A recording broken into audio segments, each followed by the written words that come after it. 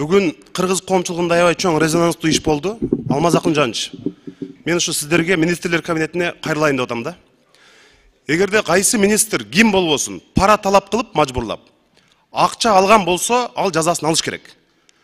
Бирок ушундай жанагындай музыкаларды коштоп, бизнесмендерди кармаганды, министрлерди кармаганды ушундай шоуну качан токтотосуңар?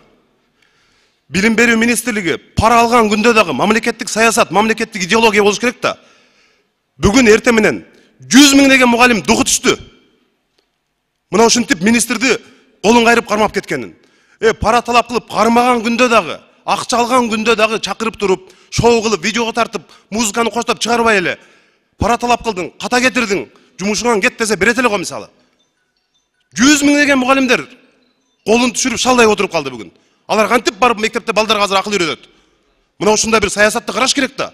Пара талап кылып алган күндө дагы чакырып түшүндүрбөйсүңөр, акча талап кылдың, туура эмес, тергелесиң, жумушуңан арыз жазып берип кет деп.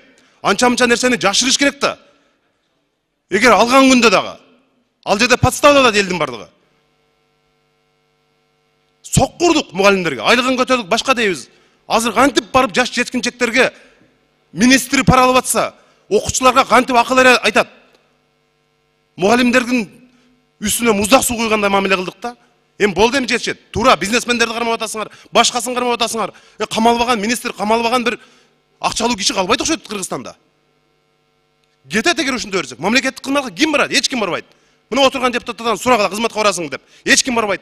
Алып барасыңар, алып келесиңер, бир ай иштетип, 2 ай иштетип туруп кайра камасаңар. Эч ким барбайт мына. Жалаң, саватсыз, эч нерседен коркпогон макул түрмөгө отура берем дегендер барып анда мамлекеттик кызматка иштесин.